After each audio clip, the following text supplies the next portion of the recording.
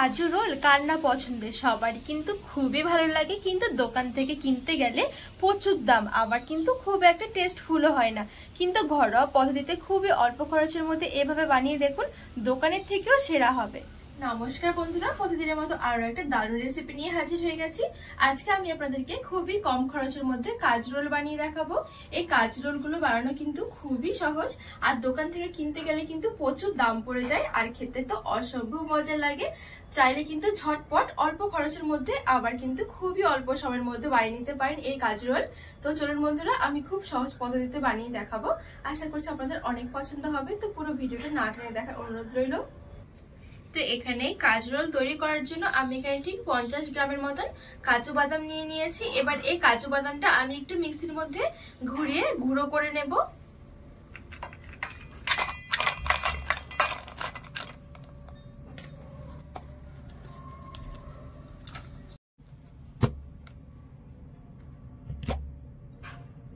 তো এখানে আমি মিক্সির মধ্যে খুব সুন্দরভাবে এটা ঘুরিয়ে নিয়েছি, আর এখন কিন্তু কাজু বাদামটা অনেকটাই পুরো মসৃণ হয়ে গেছে। ঠিক এরকম করে কিন্তু মিক্সির মধ্যে একটু গুঁড়ো করে নিতে হবে। এবার গ্যাসের উপরে একটা কড়াই বসিয়ে চিনি শিরা তৈরি করে নেব। তো এখানে আমি হাফ কাপ চিনি নিয়েছি, আর দিয়ে দিচ্ছি হাফ কাপ জল।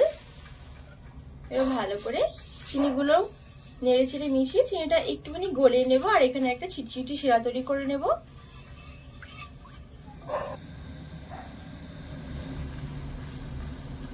এখানে কিন্তু চিনিগুলো খুব ভালোভাবে গলে গেছে, আর এখানে চিনি শিরাটা কিন্তু একটা আঠালো ভাব এসে গেছে।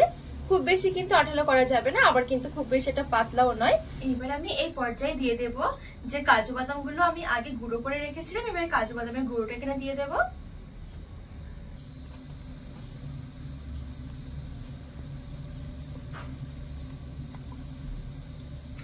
এবার ভালো করে আমি মিশিয়ে নেব, আর এখন কিন্তু অবশ্যই গ্যাসের আঁচটা একদমই হালকা রাখতে হবে।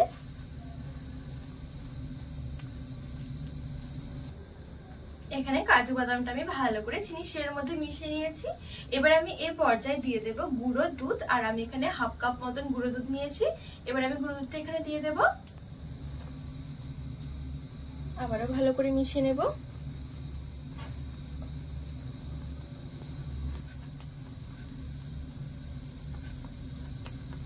এখানে আমি গুঁড়ো দুধটা দিয়ে খুব ভালোভাবে মিশিয়ে নিয়েছি। এবার একটু শুকিয়ে যাওয়া পর্যন্ত এখানে কিছুক্ষণ রান্না করে নেব। অবশ্যই কিন্তু হালকা আঁচে রান্না করতে হবে, নাহলে নিচে দিয়ে পরে আবার লেগে যাবে, তখন আবার খেতে ভালো লাগবে না। আর এই কাজু রোলগুলো বানাতে কিন্তু খুব বেশি একটা উপকরণের দরকার হয় না, খুবই অল্প উপকরণের মধ্যে কিন্তু হয়ে যায়। এখানে আমি কিছুক্ষণ রান্না করে নিয়েছি, আর এখন কিন্তু অনেকটা পুরো ঘন হয়ে এসেছে, দেখুন।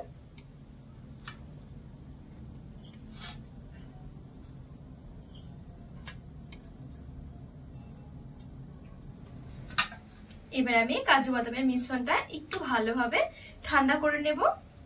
আর এখন কিন্তু আর রান্না করার দরকার নেই, জাস্ট এরকম একটুখানি ঘন করলে কিন্তু হয়ে যাবে। এটা যত শুকোতে থাকবে মানে ঠান্ডা হতে থাকবে, তত কিন্তু এটা জমে যাবে। তো এবার আমি ভালো করে ঠান্ডা করে নেবো গ্যাসের আঁচ থেকে নামিয়ে। এখানে আমি কাজু বাদামের মিশ্রণটা ঠান্ডা করে নিয়েছি। ঠান্ডা বলতে এখানে কিন্তু পুরোপুরি ঠান্ডা করা যাবে না, যাতে করে হাতে ধরা যায়, ঠিক এরকম ভাবে কিন্তু ঠান্ডা করে নিতে হবে। আর এই দেখুন এখানে কিন্তু আমি হাতের মধ্যে ধরছি, আর কিন্তু একদমই চিটি ভাবে হয়ে লেগে যাচ্ছে না, খুব সুন্দর কিন্তু একটা ডো হয়ে গেছে। তো এবার আমি এখান থেকে কিছুটা আলাদা করে নেব। আর এখানে আমি একটা বাটার পেপারের মধ্যে নিয়েছি, আর একটুখানি ঘি মেখে নিয়েছি বাটার পেপারের মধ্যে। এবার আমি একদম সামান্য একটুখানি গ্রিন কালার দিয়ে দিচ্ছি, এতে করে কিন্তু দেখতে খুবই সুন্দর লাগবে। তো আর এই কাজগুলো কিন্তু একটু গরম অবস্থাতে করতে হবে, না হলে পরে খুব তাড়াতাড়ি করে শক্ত হয়ে যাবে। এখন কিন্তু এই ডোটা অনেকটাই গরম আছে, মানে হাতে ধরা যাচ্ছে ঠিক এরকম গরম। তো এখানে আমি গ্রিন কালারটা দিয়ে খুব ভালোভাবে এভাবে একটু মিশিয়ে নিয়েছি। এবার হাতের সাহায্যে নিয়ে একটু রোল করে নেবো এভাবে।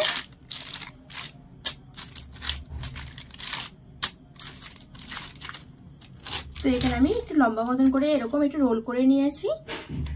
এবার আমি এখানে আরেকটা বাটার পেপার নিয়ে নিয়েছি। এবার এর মধ্যে একটুখানি ঘি মেখে নেব,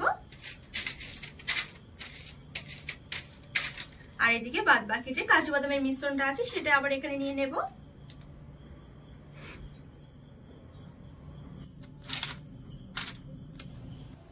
এবারে আমি এই সাদা মিশ্রণটাও একটু ভালোভাবে এভাবে হাত দিয়ে একটু মেখে নেবার। হাতের মধ্যে আমি একটু ঘি লাগিয়ে নিয়েছি। তো এখানে আমি মেখে এরকম একটা ডোয়ের মতন করে নিয়েছি। এবার একটু চ্যাপটা করে নেব।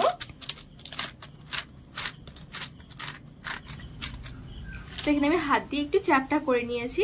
এবার আমি ওপরটা একটা বেলনি দিয়ে এভাবে করে একটু মসৃণ করে নেব। তো এখানে দেখুন খুব সুন্দরভাবে মসৃণ করা হয়ে গেছে। তারপরে আমি যে গ্রিন কালারের রোলটা করে রেখেছিলাম, এই রোলটা এই সাইডে বসে ঠিক এইভাবে করে একটু ঘুরিয়ে এই সাদা মিশ্রণটা দিয়ে এইভাবে ঘুরিয়ে রোল করে নেব।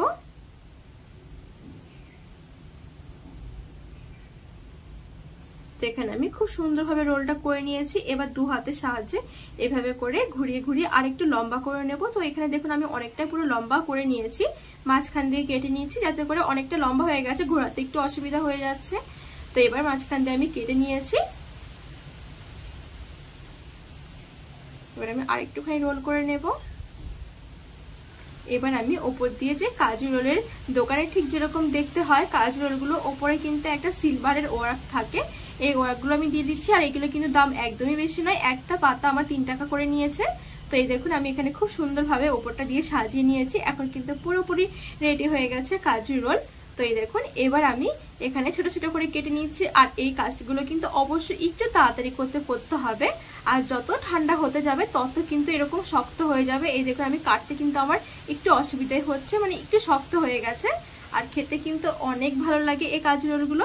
দোকানে যেরকম কাজু রোল কিনতে পাওয়া যায় সেইগুলোর টেস্টটা কিন্তু একটু তিতো তিতো ভাব হয়, আমার খুব একটা ভালো লাগে না। কিন্তু এইভাবে কিন্তু ঘরে বানালে খুবই টেস্টি হয় কাজু রোলগুলো। তো এখানে আমি খুব সুন্দর করে কেটে সাজিয়ে নিয়েছি। আর এই দেখুন দেখতে কতটা সুন্দর হয়েছে।